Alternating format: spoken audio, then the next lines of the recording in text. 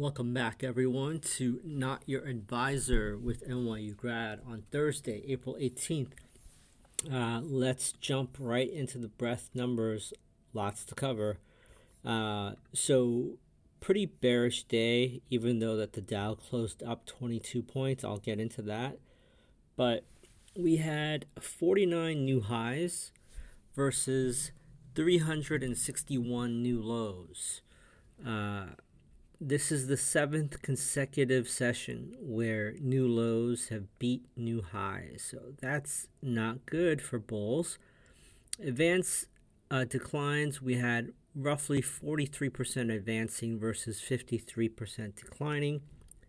And 77% of stocks in the NYSE, NASDAQ, and Amex are below its 50-day moving average. I repeat, 77%.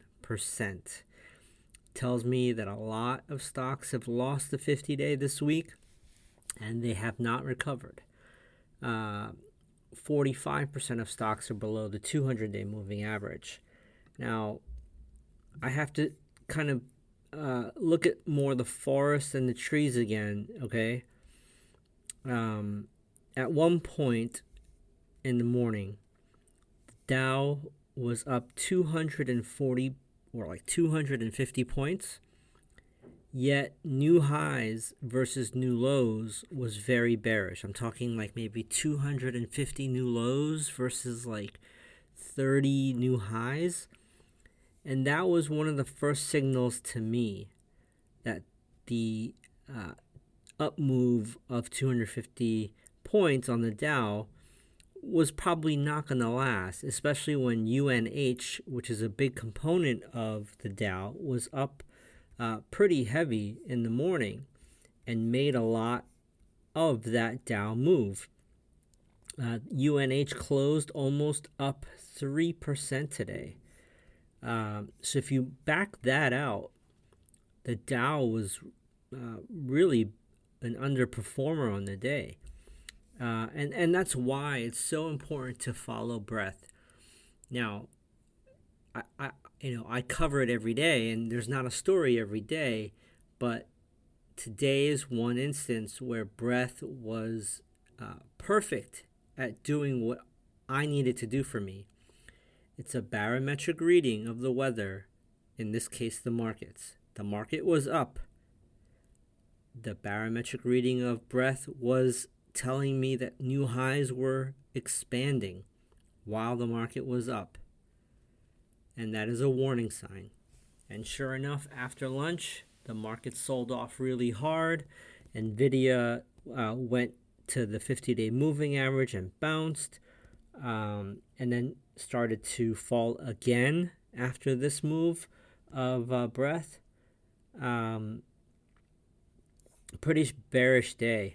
That the top line numbers would tell you otherwise, because when you take a look at on the surface, if you go to CNBC, it'll just say Dow up 22 points, NASDAQ down 0.5%, S&P down 0.2%, but it was much worse than the headlines will report. Looking at the groups or sectors, technology led to the downside again today, down 1.03. What was up or green? Utilities, communication services, and financial. So that was kind of the summary of the day. Wall Street is happy to sell to us here near the highs, right? Someone has to be selling happily for 7 consecutive days like this. And the criminality here, unfortunately, it's not a criminal act. It's not against the law. But what's happening is all of these funds in 401ks, retirements, Roth IRAs, variable life insurance policies, they're all buying it.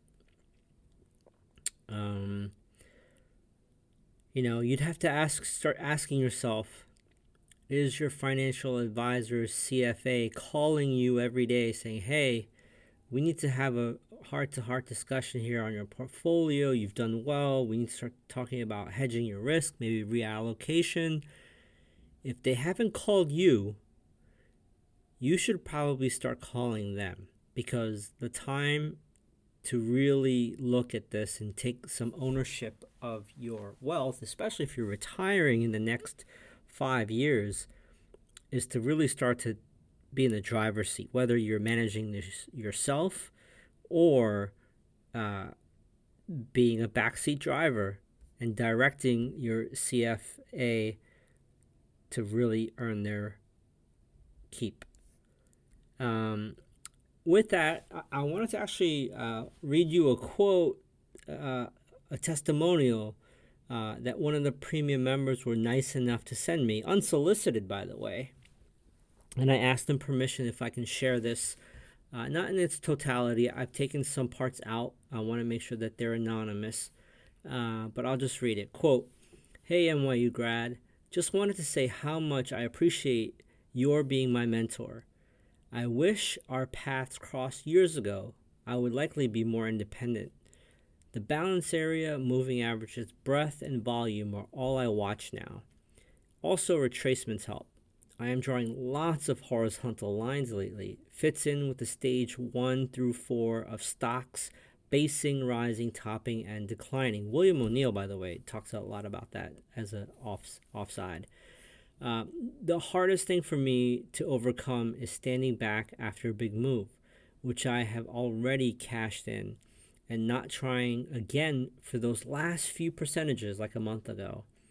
I lived through 99 and 07, so I should know how this movie goes forward.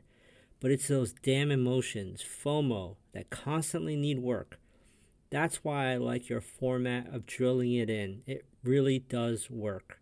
Anyway, I'm doing much better. Thanks so much for the confidence to keep with it. End quote, JS. JS, thank you so much for that email and note of encouragement and feedback. It means the world to me. And this is why I started this podcast, right? Like, I felt like I had something to pass on as far as knowledge base, and hopefully pass this down to my future generation, right? Like, this will outlive my life here on this planet. So it means the world that this is sinking in for premium members as well as free members, and you're starting to see the stock market and prices in a way that Wall Street probably does not want you to see. Because the more mystical and obtuse and esoteric the financial markets are, you, the idiot, won't try to take reins, and you'll just pay the smart people on Wall Street to do it for you. And I'm being sarcastic here.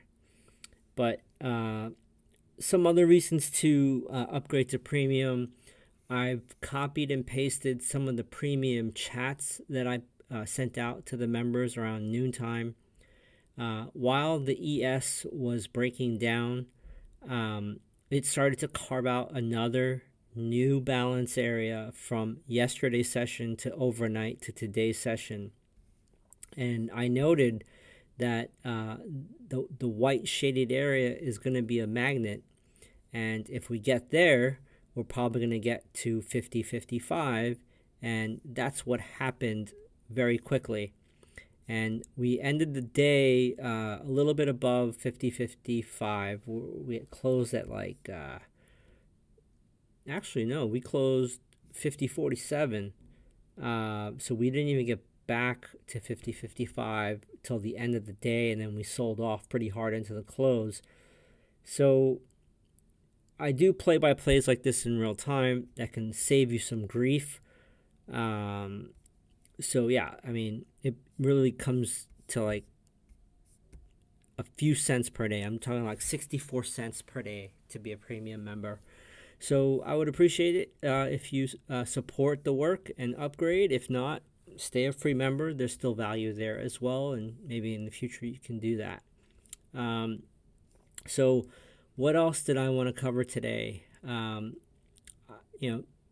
The markets were very predictable today. It was orderly selling, not panic selling.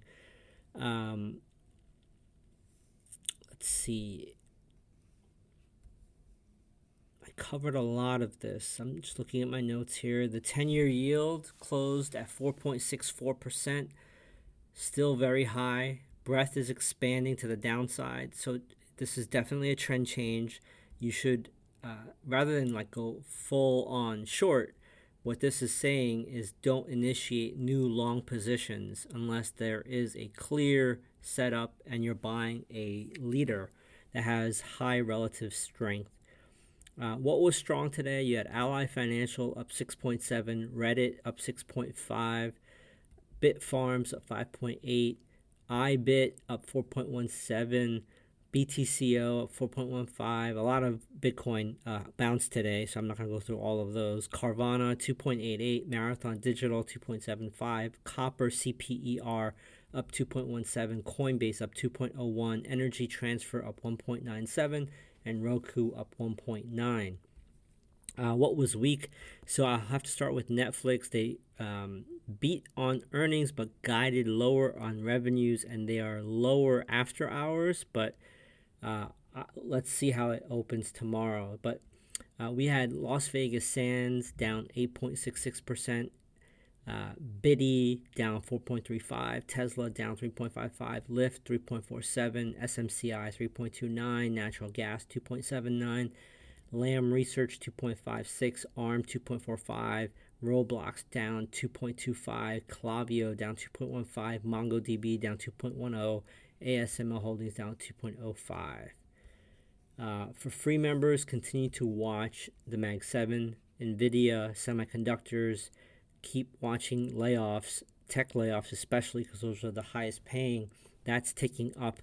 And I'm also linking in show notes credit card delinquency rates for premium members, so check that out daily as well. For premium members, please stay on. I am going to actually go over some member requested charts. So I will see you all after the Friday session. Free members, premium members, let's go through some charts.